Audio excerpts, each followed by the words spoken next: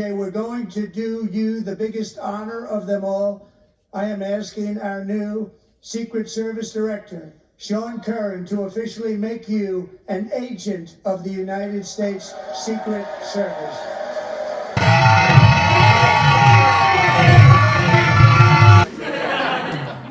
She's as funny as Lucy and she's in the know. She's as smart as Phil and always on the go. It's the Patsy Hoolahan Show. Well, out of everything that happened out of Trump's speech the other day, this is the one situation that really made me want to cry. Joining us in the gallery tonight is a young man who truly loves our police. His name is DJ Daniel. He is 13 years old and he has always dreamed of becoming a police officer.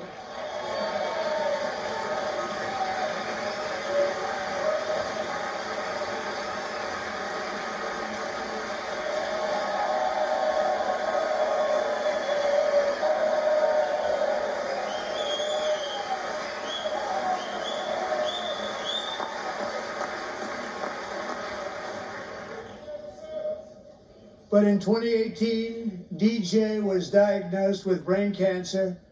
The doctors gave him 5 months at most to live.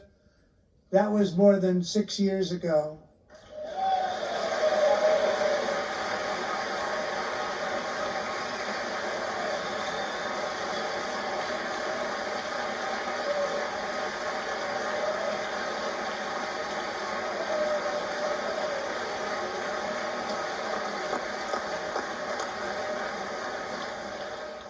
Since that time, DJ and his dad have been on a quest to make his dream come true, and DJ has been sworn in as an honorary law enforcement officer, actually a number of times. The police love him. And tonight, DJ, we're going to do you the biggest honor of them all. I am asking our new Secret Service Director, Sean Curran, to officially make you an agent of the United States Secret Service.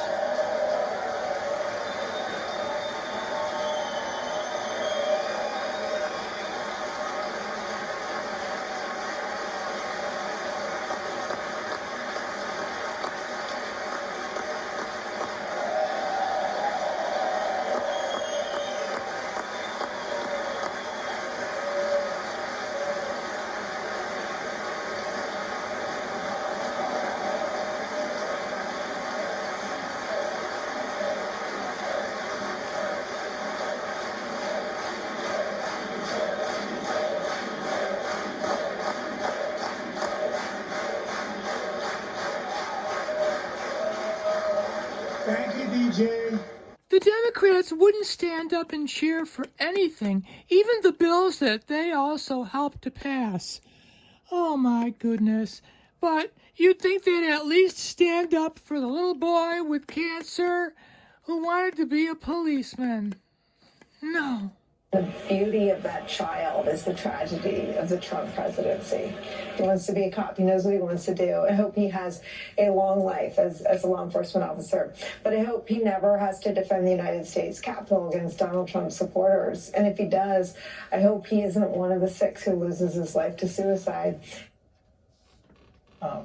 Piers, what was that? One of the most disgusting, shameful, reprehensible things I have ever seen on the news in America.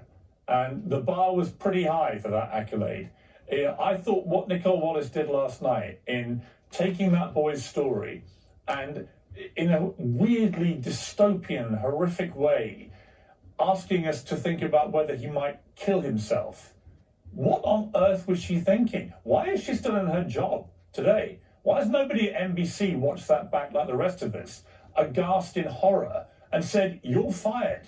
Because that was a disgusting thing to do. And she wasn't the only one at MSNBC. Rachel Maddow, in a laughably ironic rant about don't politicize this boy's story, then politicized his story. And they couldn't get their heads around it. Again, Laura, it was the lack of humanity. I don't care if you're on the left or the right.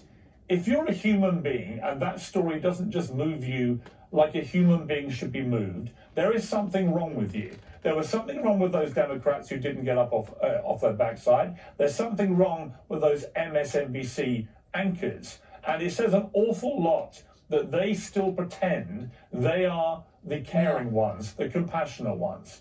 But I hope he never has to defend the United States Capitol against Donald Trump supporters. And if he does, I hope he isn't one of the 6 who loses his life to suicide. But you're not worried that he's going to be killed by illegal alien gangs? Rachel Maddow and Nicole Wallace have reached disgusting new lows. The MSNBC anchors reacted to Trump's joint Congress speech live on air, calling his honoring of a teen cancer survivor disgusting and saying the president politicized the young boy's diagnosis. For the record, and this is disgusting, the president made a spectacle out of praising a young man who's thus far survived pediatric cancer, as if the president had something to do with that. This was in the midst of him praising Doge. The Doge cuts, among other things, have cut off funding for ongoing research into pediatric cancer. Unsurprisingly, the comment attracted a raft of criticism, with commentators sharing this video from the boy who credited Donald Trump with saving his life.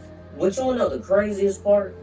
Because my mom bathed me and my brothers all together, and out of nowhere I locked up, and then my dad was calling my name, and I started going to the slow thing, and he said, "Stop playing with me," and I started to act. I ain't gonna lie, I started to act slow, and then as soon as he said that, we was speeding all the way, running lights, going to the hospital, and then next thing you know, I was seizing on the table. They said, "No, we gonna have to go on his brain tonight." Ever since then, I had 13 brain surgeries, and that's how many times my personality has changed. And that's something that you don't hear from a terminally ill child. They had 5 months to live. I'm gonna keep on going until my gas tanks run out. And that's when God calls you home. You never know when God's gonna call you home. I wouldn't be here if it wasn't for my dad. I know he's pretty proud of me, and I'm pretty proud of him too. But I'd like to thank President Trump, because if it wasn't for him, I wouldn't be here today. Rachel Maddow owes that boy and his family an apology. Pure trash all these Democrats are. This commentator agreed, saying Rachel Maddow attacks President Trump for praising a young man who thus far survived pediatric cancer. Maddow can't even leave the boy with cancer alone. MSNBC really needs to fire this vile woman. And this commentator doubled down, also calling for her sacking, saying Rachel Maddow is an evil witch. She mocked DJ Daniel, the 13-year-old who has been fighting for his life, just because Trump made him an honorary USSS agent. Just pure evil. Evil witches.